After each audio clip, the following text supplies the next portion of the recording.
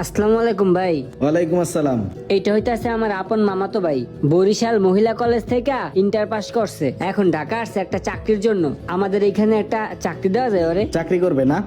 আগে চাকরি বাকরি করছো? হিসাব নিকাশ রাখতে পারবা? যে পারমো। তাহলে তো ভালো। ঠিক আছে রোমান, তাহলে ওরে অ্যাকাউন্টসের দায়িত্বটা বুঝায় দাও। ঠিক আছে? ঠিক আছে ভাই, আমি দিতাছি। এই চল, ঠিক আছে, যাও। আয় আমার সাথে, আয়, তোর সবকিছু বুঝাই দেই। বস আসসালামু আলাইকুম। ওয়ালাইকুম আসসালাম। বস এই যে দেন হিসাব, একটা হিসাব যদি ঠিকঠাক থাকতো, সব উল্টাপাল্টা করে দিছে। রুমান আমার মামা তো ভাই বললে যে উচিত কথা কমু না, ওইরকম লোক আমি না ভাই। বস একটা কথা বলি, উপর বিলে সেবা লাইলে নিজের গায়ে পড়ে। রুমান হইলো আমার মামা তো ভাই, ওর নামে তো আর বদনাম করতে পারি না। কিন্তু এটা ব্যবসা প্রতিষ্ঠান, এখানে সত্যতা চলবে, এই কারণেই ভাই কইতে হয়। ও ভাই হিসাব নিকাশ অত বোঝে না। ও পড়ছে হইলো প্রাইমারিতে পড়ে এখানে কয় মেট্রিক পাস করছি। আমি তো শিক্ষিত, আমার ব্যাপারটা তো আপনি বুঝেন। ও কত হারাদিন বান্দ্রামি চুরিদারি, চুরির লেগে যে কত মার খাইছে ওর বাপের হাতে। ওর কথা বাদ দেন, হিসাব নিকাশটা আপনি দেন। আমি ওরা এত বিশ্বাস করি, আর ও আমার বিশ্বাসের ঘরে চুরি করলো। খবরদার ভাই খবরদার, আমি যে আপনার কাছে এই সমস্ত কথা কইছি, ওর পোল যে খুললা দিছি, এটা জানি ও কোনো ভাবেই না জানতে পারে। তাইলে তার 30 জনের ভিতরে গিট্টু লাগিয়ে যাবে গা, গিট্টু প্যাস লাগিয়ে যাবে গা, বুঝছেন? কোয়েন না, খবরদার। আচ্ছা ঠিক আছে, তুমি যাও, আমি দেখতেছি। রোমান ভাই, আপনি গ্রামের থেকে আপনি চাস্তো ভাইলে ঢাকায় না আপনি একটা চাকরি দিলেন, আর ওই চাস্তো ভাই এখন আপনার নামে প্রতিদিন বসের কাছে উল্টা পাল্টা কথা কইয়া আপনার চাকরি দেখাইতে চায়। কি কমু ক, সবই কপাল। খাল কাটতে আমি একটা কুমির আনছি। সত্য কথা বলতে কি ভাই, নিজের কাছের মানুষকে কোনো সময় নিজের প্রতিষ্ঠানে চাকরি দিতে নাই, তাইলে নিজের কোনো ভ্যালু থাকে না। বস হিসাবটা ঠিক আছে না? হ্যাঁ, হিসাব তো দেখতেছি ঠিকই আছে। বস হিসাব তো ঠিক থাকবই। আমি তো রুমানের মতন প্রাইমারি পাস না, আমি এন্টার পাস, এন্টার। বস আমি কিন্তু আজকে সকালবেলা একটা গাড়ি বেচ চালাইছি, এই পুরো শোরুমটা পরিচালনা করি আমি। তাহলে রুমানের ম্যানেজার হিসাবে কি লিখে রাখছেন? ও কোনো কামে লাগে? ঘোড়ার ঘাস কাটতেও কামে লাগে না। আপনার জায়গায় আমি এলে এই প্রাইমারি পাস রুমান রে পাশে লাথি দেখে দেয় দিতাম। আপনি আমার ম্যানেজার বানান, আপনি দেখেন আপনার এই শোরুমের কি উন্নতি না করিয়া দিই। কথাটা খারাপ কও নাই, আমি ইদানিং রোমানের একটু অবহেলা দেখতাছি। আচ্ছা ঠিক আছে, আজকে থেকে তুমি হইলো গিয়ে এই শোরুমের ম্যানেজার, আর তো মারান দাদা তুমি রোমানটা একটা দায়িত্ব বুঝাই দিও, ঠিক আছে? হ্যাঁ, এত বড় শোরুমের ভিতরে কামের কোনো হাল আছে? চা টানা লাগে, বিস্কুট টানা লাগে, কেলা আনা লাগে, গাড়ি মোছা লাগে, ঝাড়ু দেওয়া লাগে। আমি যেটা ভালো মনে করি সেটা বুঝাইতে মানে। আচ্ছা ঠিক আছে। বাংলাদেশে যত বড় বড় গাড়ি আয় সব ইয়ে আশরাফ ভাই ইম্পোর্ট করায়। আয়ো তোমার লগে পরিচয় করাই দিই আশরাফ ভাই। সালাম আলাইকুম আশরাফ ভাই। ভাই আমি তো শোরুমে সময় টময় দিতে পারি না, বিভিন্ন কাজ দিয়ে ব্যস্ত থাকি, গাড়ি গুড়ি লাগলেও আয়া নিতে পারি না। এই যে আমার ম্যানেজার ইমরান, মাঝে মাঝে গাড়ি গুড়ি লাগলে নিতে হলে দিয়ে দিয়েন। আর ইমরান এই হচ্ছে সেই আশরাফ ভাই, বাংলাদেশের সবচেয়ে বড় ইম্পোর্টার। জি ভাই, আসসালামু আলাইকুম। ওয়ালাইকুম আসসালাম। গাড়ি গুড়ি লাগলে হের কাছ থেকে ঠান্ডা লয়ে যাবে। ঠিক আছে ভাই। ভাই দিয়ে দেন কিন্তু, হ্যাঁ?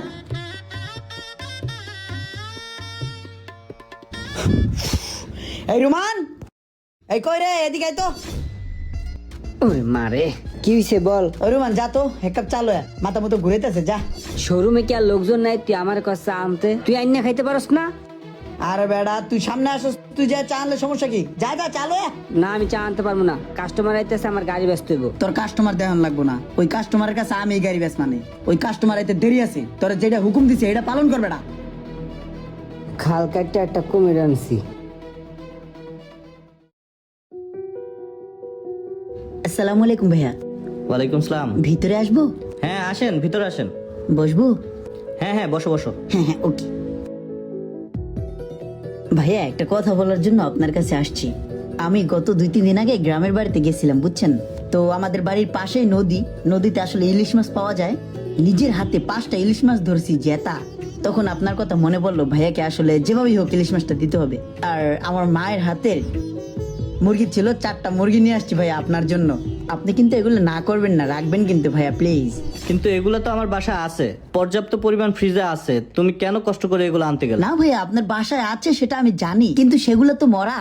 আমি যেটা আনছি সেটা হচ্ছে একদম তাজা ইলিশ মাছ, ফালাইতেছে এখনো। ঠিক আছে, আপনি এত কষ্ট করে যেহেতু গ্রামের বাইরে থেকে টেনে নিয়ে আসছেন, ঠিক আছে রেখে দেন। আচ্ছা ভাইয়া, একটা কথা বলতে চাইছিলাম, আসলে বেয়াদবি নিবেন না। আসলে এই ছোটবেলা থেকেই আমার গাড়ির প্রতি একটা টান রয়ে গেছে।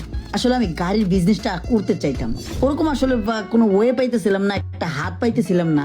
যেহেতু আপনার সাথে পরিচয় হয়েই গেল, ঠিক আছে, ইলিশ মাছ যেহেতু নিয়েই আসলাম, সেক্ষেত্রে দেখা গেছে যে ভাই আমি একটু গাড়ির বিজনেস করতে চাই, আপনি একটু হেল্প করতেন।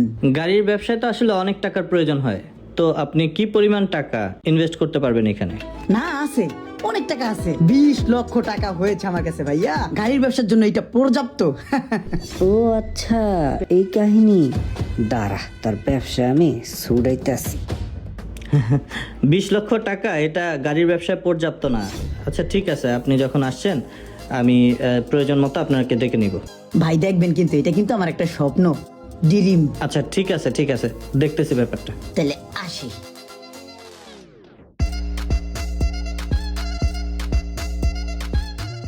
ভাই আসলে কাহিনীটা কি একটু কন্ত? শুনলাম ইমরান নাকি আপনার কাছে আইছিল।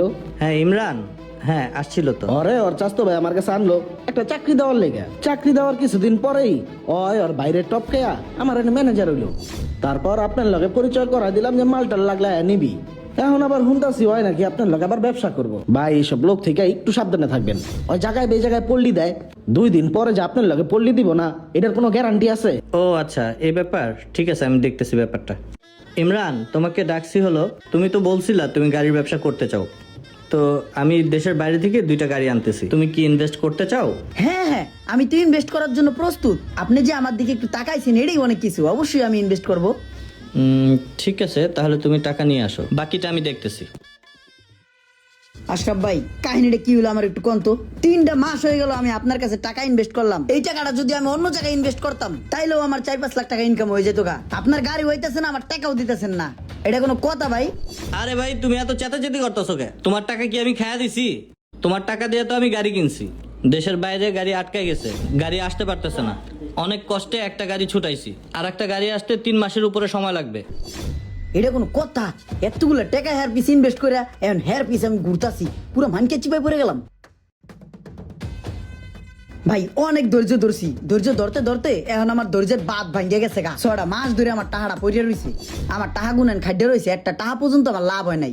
দাদু ওখানে কি করবেন আমার একটু কন্ত, আমার গাড়িটা কোথায় আছে আমার একটু কন্ত দাদু। আরে মিয়া, তুমি তো সবসময় হাইপার হয়ে যাও। তোমার গাড়ি তো বাংলাদেশে আইছে, পোর্টে আইছে, পোর্টে তো ঝামেলা হইতেছে। তোমার পোর্ট থেকে গাড়ি ছুটাইতে হইলে আরো 10 লাখ টাকা লাগবে। তুমি যা এখন কেমনে 10 লাখ টাকা ব্যবস্থা করবে, করো। 10 লাখ টাকা ব্যবস্থা করতে না পারলে সব টাকা মায়ের। এটা কি কয়? আমি এখন 10 লাখ টাকা কোথায় পাবো? আমার 20 লাখ টাকা আসলে, এটা তো আমি ইনভেস্ট করে দিছি। এটা কি কয়? এটা তোমার চিন্তা, তুমি করো কাজে, আমি কেমনে কমু? মুরব্বীদের একটা কথা আছে, অতি চালাকের গলায় দড়ি। অতিরিক্ত চালাকি কখনো মঙ্গল বয়ে আনে না, আর আপন মানুষের সাথে বেইমানি করে কেউ কখনো উন্নতিও করতে পারে না।